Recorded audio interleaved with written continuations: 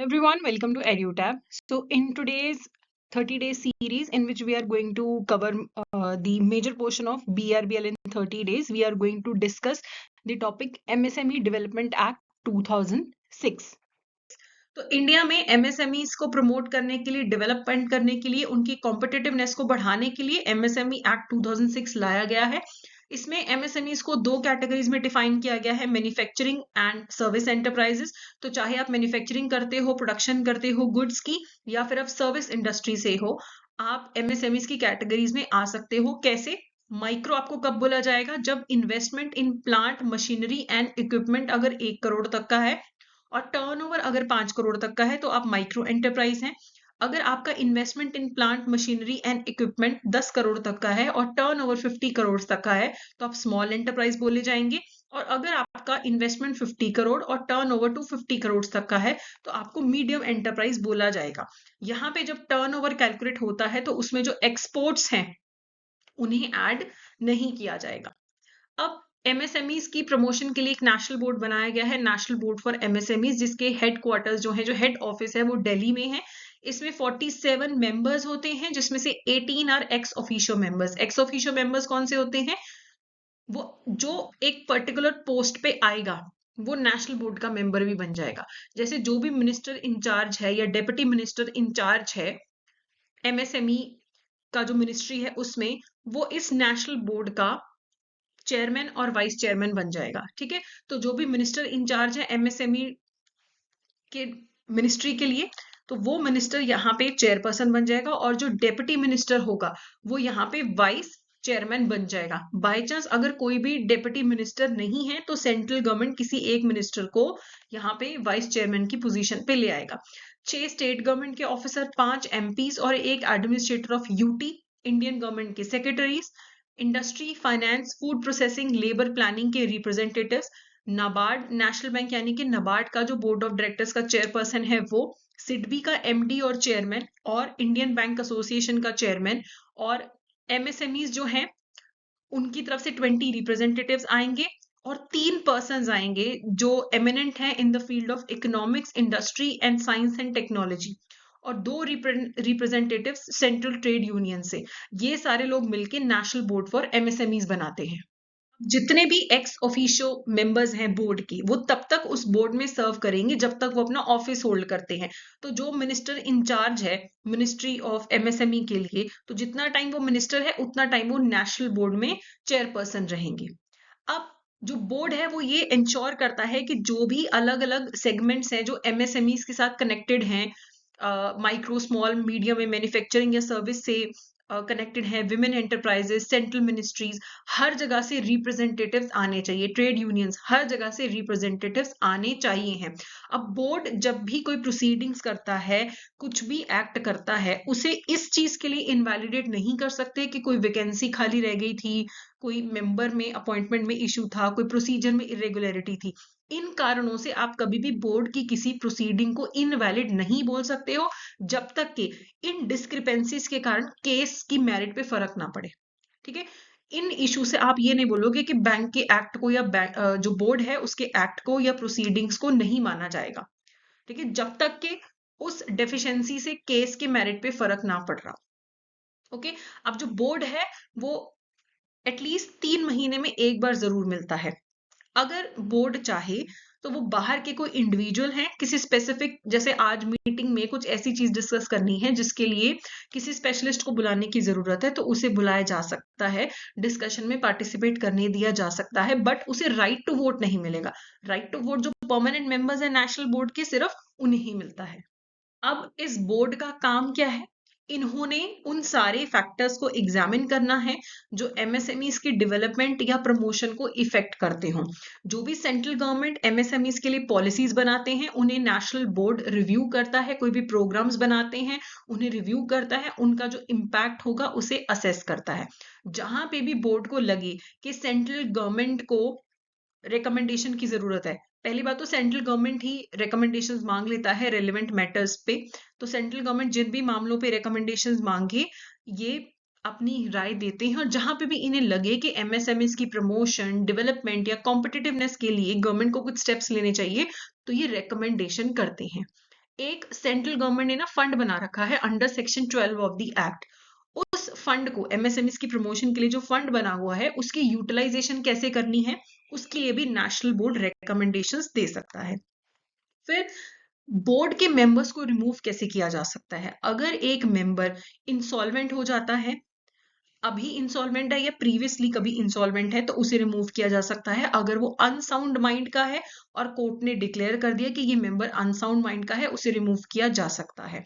अगर एक member act करने से रिफ्यूज करता है या वो इनकेपेबल है as a board member act करने के, तब भी उसे रिमूव किया जा सकता है। अगर एक मेंबर को कन्विक्ट किया जाता है एक ऑफेंस के लिए जहां पे मॉरल टर्पिट्यूड हुआ है, यानी कोई इमोरलिटी डिसऑनेस्टी का काम किया है, जैसा कि सेंट्रल गवर्नमेंट डिटर्मिन करे, तब भी उसे रिमूव किया जा सकता है। अगर वो अपनी पोजीशन को एब्यूज करता है जिससे कि जो जनरल पब्लिक है उसके इंटरेस्ट के खिलाफ काम किया है, ये भी सेंट्रल गवर्नमेंट ही असेस करता है, तो इन कारणों से एक बोर्ड मेंबर को रिमूव किया जा सकता है। लेकिन ये जो आखिरी के 3 कारण है, इनकैपेसिटी वाला, कन्विक्शन ऑफ ऑफेंस और अब्यूज ऑफ पोजीशन, इनमें आपको पहले सामने वाली पार्टी को अपॉर्चुनिटी देनी पड़ेगी अपना पक्ष रखने के लिए, उसके बाद ही उन्हें रिमूव किया जा सकता है।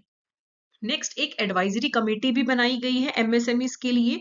It is constituted by notification under the chairmanship of secretary of MSME. तो एक notification under the chairmanship of secretary of MSME, उसके थ्रू इसे बनाया गया है। इसमें टिपिकली जो है 5 ऑफिसर्स होते हैं सेंट्रल गवर्नमेंट के जिन्हें एमएसएमई के मैटर्स में एक्सपीरियंस होता है। 3 रिप्रेजेंटेटिव्स होते हैं स्टेट गवर्नमेंट के और एक रिप्रेजेंटेटिव होता है each from the association of MSME. जो एमएसएमई की एसोसिएशंस है उनके भी यहाँ पे रिप्रेजेंटेटिव्स आते हैं।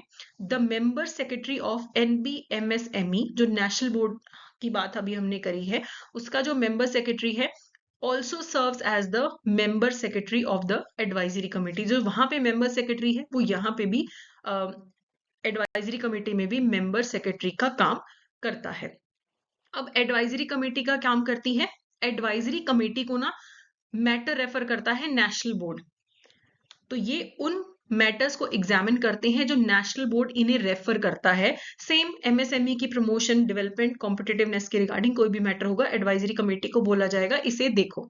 फिर ये सेंट्रल गवर्नमेंट को एडवाइस कर सकते हैं regarding the promotion, development and competitiveness of MSMEs.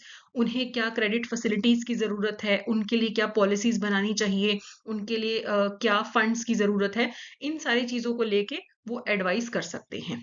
And upon the request, advisory committee state governments को भी एडवाइस करते हैं। तो स्टेट गवर्नमेंट्स भी रिक्वेस्ट कर सकती हैं एडवाइजरी कमेटी को कि आप हमें इन इश्यूज पे एडवाइस करो। अगर कोई स्टेट गवर्नमेंट जानना चाहती है कि हम एमएसएमई एक्ट को कैसे इंप्लीमेंट करें, हम हमारे यहाँ पे एमएसएमई के फैसिलिटेशन काउंसिल्स कैसे बनाएं, तो उस चीज के लिए वो एडवाइस मांग सकते हैं। इसके अलावा सेंट्रल गवर्नमेंट हो चाहे स्टेट गवर्नमेंट हो या जो नेशनल बोर्ड है, उन्हें एडवाइजरी कमेटी एडवाइस कर सकती है क्लासिफिकेशन ऑफ एंटरप्राइजेस। अभी हमने कैसे क्लासिफाई किया हुआ है, टर्नओवर के बेसिस पे, है ना, और इन्वेस्टमेंट के बेसिस पे किया हुआ है। तो उनमें अगर कोई चेंजेस करने की जरूरत है, वहां पे भी ये रिकमेंडेशन दे सकते हैं। बहुत सारी चीजों को ये कंसिडर करते हैं, एम्प्लॉयमेंट, इन्वेस्टमेंट, टेक्नोलॉजी, सारी चीजों को, इंटरनेशनल स्टैंडर्ड्स को कंसिडर करने के बाद ये क्लासिफिकेशन ऑफ एमएसएमईज को लेके रिकमेंडेशन और एडवाइस भी दे सकती है एडवाइजरी कमेटी। तो सबसे पहले बात करते हैं मेमोरेंडम ऑफ एमएसएमईज की। मेमोरेंडम होता क्या है, ये एक डॉक्यूमेंट है जो एक फॉर्मल डिक्लेरेशन की तरह काम करता है या रजिस्ट्रेशन की तरह काम करता है regarding the establishment of MSMEs. तो ये एक लीगल डॉक्यूमेंट होगा जिसमें एंटरप्राइज के बारे में सारी असेंशियल डिटेल्स होंगी, जैसे नेचर ऑफ बिजनेस क्या है, क्या क्लासिफिकेशन है, माइक्रो है, स्मॉल है या मीडियम है, इनके ऑपरेशंस का स्कोप क्या है, ये मैन्युफैक्चरिंग का काम करते हैं या सर्विसेज का काम करते हैं, जो भी रेलेवेंट इंफॉर्मेशन है वो इस लीगल डॉक्यूमेंट में होती है। पहली बात तो इसकी जो फाइलिंग ऑफ मेमोरेंडम है ये डिस्क्रिशनरी फाइलिंग है। जो भी पर्सन एमएसएमई एस्टैब्लिश करना चाहता है वो स्पेसिफाइड अथॉरिटी के पास मेमोरेंडम फाइल करता है। अब किसके पास फाइल करना है, कुछ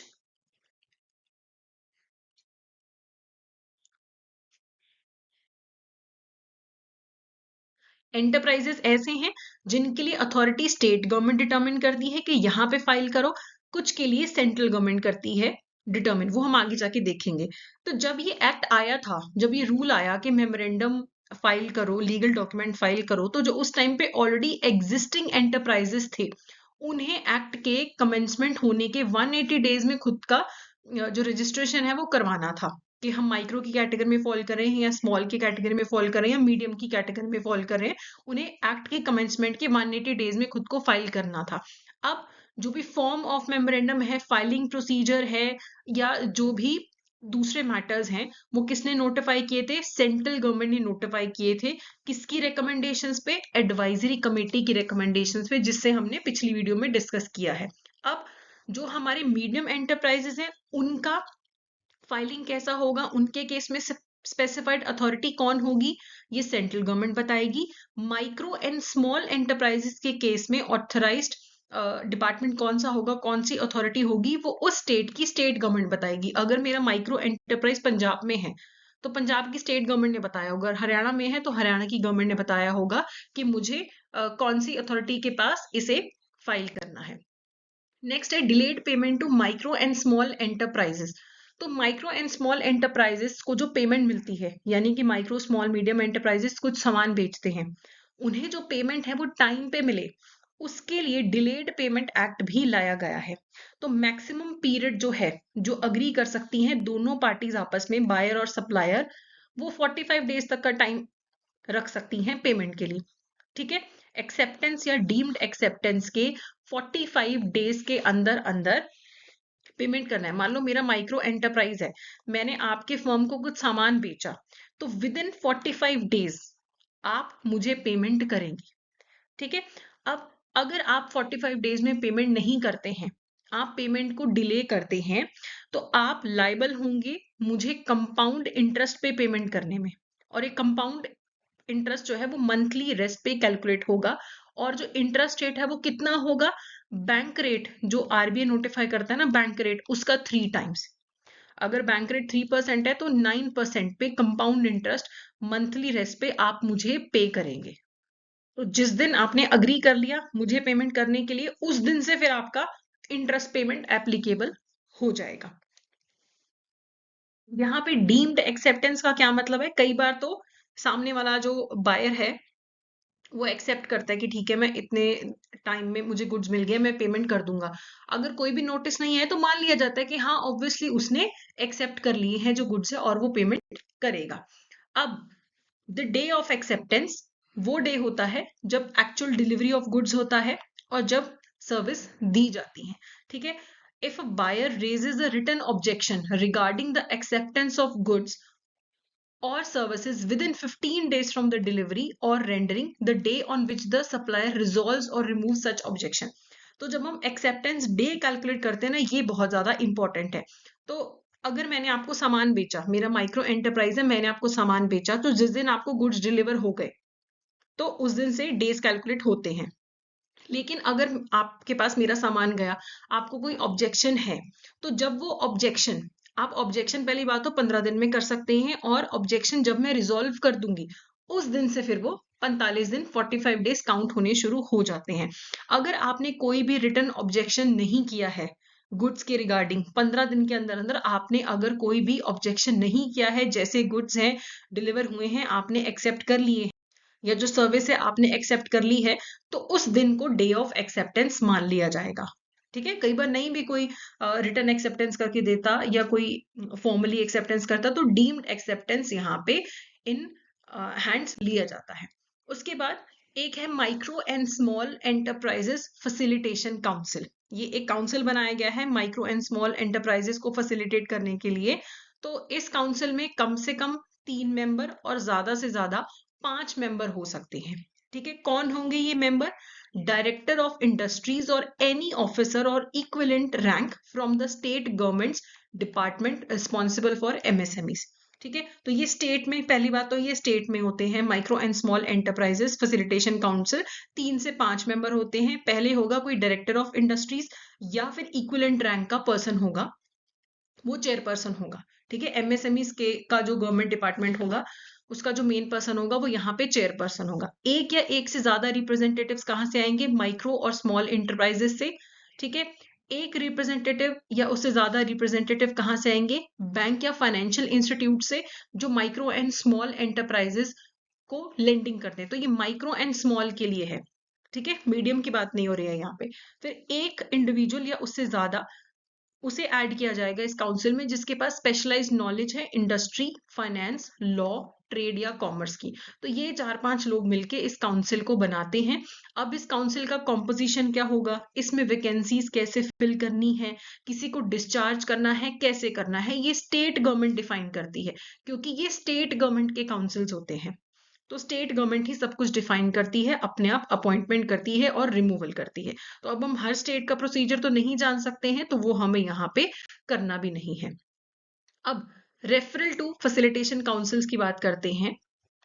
अगर कोई माइक्रो एंड स्मॉल एंटरप्राइजेस का कोई डिस्प्यूट है, ठीक है, अनपेड अमाउंट्स को लेके कोई अगर डिस्प्यूट आता है, तो जो पार्टीज इन्वॉल्व हैं डिस्प्यूट में, वो फैसिलिटेशन काउंसिल के पास जा सकती हैं।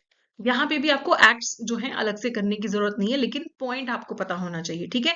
कंसिलेशन वगैरह के लिए वो इस काउंसिल के पास जा सकती हैं। अब जब ये जो काउंसिल है, फैसिलिटेशन काउंसिल है, इनके पास जब कोई रेफरेंस आता है कि ये डिस्प्यूट है, तो एक तो वो कंसिलेशन खुद से भी करवा सकती हैं, या फिर किसी और इंस्टीट्यूशन से हेल्प भी मांग सकती हैं, असिस्टेंस भी मांग सकती हैं कि इस डिस्प्यूट का रिजॉल्व करने की आप हमें सर्विसेज प्रोवाइड करो। और जो हमारा आर्बिट्रेशन एंड कंसिलेशन एक्ट 1996 है, वो एप्लीकेबल होगा इस कंसिलेशन प्रोसेस में, ठीक है। ये जो कंसिलेशन करने के लिए ऊपर बोला गया है, वो प्रोसेस पे कौन से रूल्स लगेंगे, जो provision arbitration and conciliation act 1996 के हैं। कंसिलेशन में तो बातचीत से सुलझाने की कोशिश करते हैं। अगर ये कंसिलिएशन फेल हो जाती है, तो अब जो काउंसिल है, it may take up the dispute for arbitration or refer it to an institution providing alternative dispute resolution. तो कंसिलिएशन कंपैरेटिवली इनफॉर्मल प्रोसेस होता है। अगर उससे सॉल्व नहीं होता है तो आर्बिट्रेशन थोड़ा सा फॉर्मल प्रोसेस होता है, उसके थ्रू सॉल्व करने की कोशिश की जाती है, या फिर किसी इंस्टीट्यूशन का जो प्रॉपर मैकेनिज्म है उसके थ्रू इस डिस्प्यूट को सॉल्व करने की कोशिश की जाती है। तो यहाँ पे दो पार्टीज हैं, एक तो हमारे पास बायर है और एक है हमारे पास सेलर। तो अब जो भी फैसिलिटेशन काउंसिल होगा किसके पास जाएगी, बायर की लोकेशन पे होना चाहिए फैसिलिटेशन काउंसिल, या फिर सेलर की लोकेशन पे। हो सकता है ना कि बायर पंजाब का हो और सेलर हरियाणा का हो, तो आप किसके फैसिलिटेशन काउंसिल के पास जाओगे। देखो, जो आपका बायर है वो इंडिया में कहीं पे भी हो सकता है। जहां का सेलर है, जहां का वो माइक्रो या स्मॉल एंटरप्राइज है, उसकी लोकेशन का जो फैसिलिटेशन काउंसिल होगा या जो रेजोल्यूशन सर्विस सेंटर होगा, वहां पे डिस्प्यूट जाएगा। तो अगर बायर है पंजाब का, सेलर है कहाँ का, हरियाणा का, तो हरियाणा का जो फैसिलिटेशन काउंसिल है उसके पास ये केस जाएगा, और केस रेफरेंस के 90 डेज के अंदर अंदर रिजॉल्व होना जरूरी है। Next is regarding the appeals.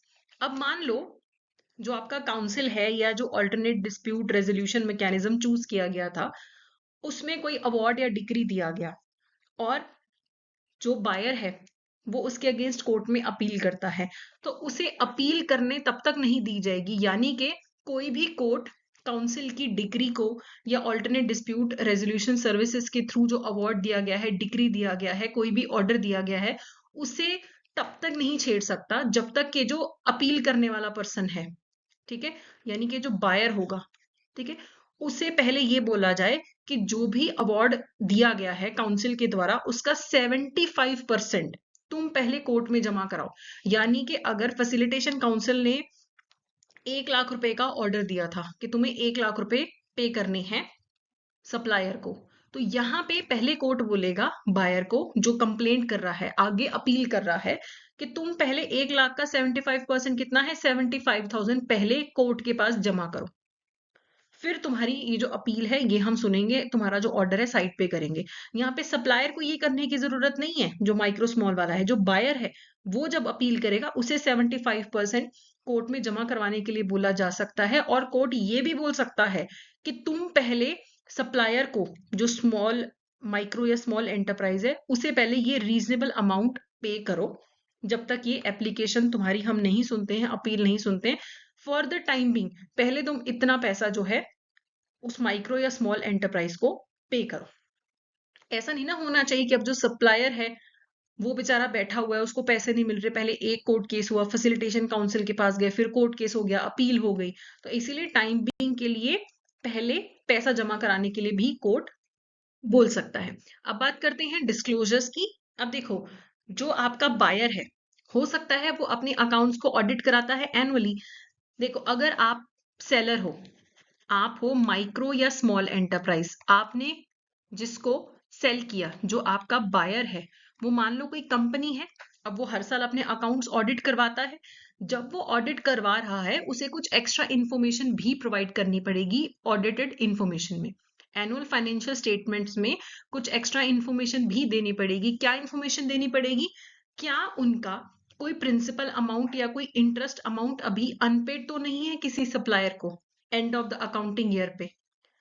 जो उन्होंने इस साल में डिले के कारण जो भी इंटरेस्ट पे किए हैं, या उन्हें अभी इंटरेस्ट पे करने रहते हैं, या कोई डिलेड पेमेंट करनी रहती है, या ऐसी कोई पेमेंट जो हो सकता है उन्हें आगे अभी उस पे और भी इंटरेस्ट देना पड़े किसी स्मॉल या माइक्रो एंटरप्राइज को, तो जो भी डिलेड पेमेंट्स हैं उनका मेन पेमेंट या इंटरेस्ट जो इस साल में पे हुआ है, कब कब आपने डिले किया है पेमेंट करने में, कितना इंटरेस्ट पे किया है आपने, और आगे फ्यूचर में आपको क्या पे करना रहता है या पे करना पड़ सकता है, वो सारी चीजें आपको अपनी एनुअल फाइनेंशियल स्टेटमेंट्स में डिस्क्लोज करनी है।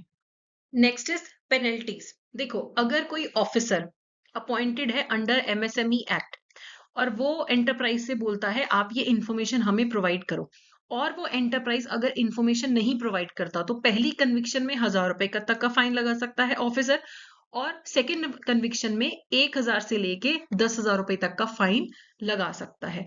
और जो कंपनीज पे या जो बायर्स हैं, जो अपनी इंफॉर्मेशन ऑडिट करवाते हैं, अकाउंट्स ऑडिट कराते हैं, जिन्हें एडिशनल इंफॉर्मेशन प्रोवाइड करना है, अगर वो एडिशनल इंफॉर्मेशन नहीं प्रोवाइड करते हैं अपने ऑडिटेड अकाउंट्स में, तब उनपे कम से कम 10,000 रुपए का फाइन लगता है। ओके, इसी तरीके से अगर मेमोरेंडम फाइल करना कंपलसरी है कुछ स्पेसिफिक एरियाज में, तो अगर मेमोरेंडम ना फाइल किया जाए, वहां पे भी पेनल्टीज लगाने की प्रोविजन है। सो ये था आपका chapter. Discuss some MCQs related to this. So consider the following statement about the classification of enterprises under the MSME Development Act 2006 and identify the correct statement. So the MSME Act classifies MSMEs into two categories, manufacturing and agricultural enterprises. तो ये गलत है. MSME Act manufacturing और service sector में divide करता है MSMEs को, ना कि agricultural enterprise. So manufacturing enterprises are those engaged in the manufacture and production of goods related to industries specified in the first schedule to the Industries Development and Regulation Act 1951. ये बिल्कुल सही है. Manufacturing enterprises उनको बोलते हैं जो manufacture या production करती हैं गुड्स का, ठीक है, और these are mentioned in the first schedule to the industries act 1951. तो ये भी सही है. तीसरा है the MSME act became operational on October 2nd 2006 and is considered the most comprehensive regulation for MSMEs in India. तो ये भी बिल्कुल सही है. एमएसएमई एक्ट लाया गया था जो एक बहुत ही कॉम्प्रिहेंसिव एक्ट था कि किस किस तरीके से हम एमएसएमईज को रेगुलेट कर सकते हैं, उन्हें सपोर्ट कर सकते हैं. तो सेपरेट एक्ट आया, तो सेकेंड एंड थर्ड यानी कि डी यहाँ पे करेक्ट ऑप्शन है. Next is under the MSME Development Act, the day of acceptance refers to which of the following? The day on which the payment is made? No. The day on which goods are actually delivered or services rendered, or when objections raised by the buyer are resolved. तो ये यहाँ पे हमारा correct answer होगा. Day of acceptance का मतलब होता है जिस दिन गुड्स एक्चुअली बायर को डिलीवर हो गए या सर्विसेज डिलीवर हो गई, या फिर अगर बायर ने प्रोडक्ट पे कोई ऑब्जेक्शन रेज किया था, हमने उस ऑब्जेक्शन को, उस इशू को रिजॉल्व कर दिया, तो उसे डे ऑफ एक्सेप्टेंस माना जाएगा under the MSME development act. Next is consider the following statements regarding the composition of National Board for micro, small and medium enterprises and identify the correct statements. ठीक है, इस बात का ध्यान रखिएगा, paper में करेक्ट पूछा है या इनकरेक्ट पूछा है. The head office of the board is located in Mumbai and includes member for various sectors. तो ये गलत है, मुंबई में नहीं है. नेशनल बोर्ड जो है एमएसएमई का, ये दिल्ली में है. तो पहला तो हमारा हो ही नहीं सकता, तो एलिमिनेट कर दो. बी ऑप्शन भी एलिमिनेट हो गया, डी ऑप्शन भी एलिमिनेट हो गया. तो मैं बिना ऑप्शंस पढ़े, पता है कि सेकंड भी सही है और फोर्थ भी सही है क्योंकि वो दोनों ऑप्शंस में अवेलेबल है। ठीक है, so the board comprises members including ministry and deputy minister at the centre, secretaries of Indian government and representatives from various industries and fields. बिल्कुल सही है, अलग अलग फील्ड्स के लोग हैं, मिनिस्टर्स हैं, डेप्यूटी मिनिस्टर हैं। The board includes 20 persons representing micro small and medium enterprises and 3 persons of eminence from the field other than economics, industries and science and tech। ये भी बिल्कुल सही है और आखिरी भी बिल्कुल सही है। रिप्रेजेंटेटिव्स आते हैं सेंट्रल ट्रेड यूनियन से, वहां से भी आते हैं, तो ट्रेड यूनियन से भी लोग हैं, economic, industry, science and tech, MSME से जुड़े लोग, मिनिस्टर्स, सब इस बोर्ड के अंडर होते हैं। तो सी यहाँ पे करेक्ट आंसर है। Last question for the day is according to the MSME act concerning delayed payments to MSMEs, what is the maximum period agreed upon for a buyer to make payment to a supplier? तो MSME act में ना delayed payments allowed नहीं होती है, नहीं तो penalty लगती है बायर पे। तो मैक्सिमम कितना टाइम है जिसके अंदर बायर को सप्लायर को पेमेंट करनी है, कितना वो मैक्सिमम पीरियड अग्री कर सकते हैं कि इतने दिन में मैं तुझे पेमेंट कर दूंगा? So that period is 45 days। So B यहाँ पे करेक्ट आंसर है। सो ये था हमारा आज का सेशन। तो इस सेशन का PDF आपको हमारे टेलीग्राम चैनल पे मिल जाएगा। So that's it for today. Thank you so much.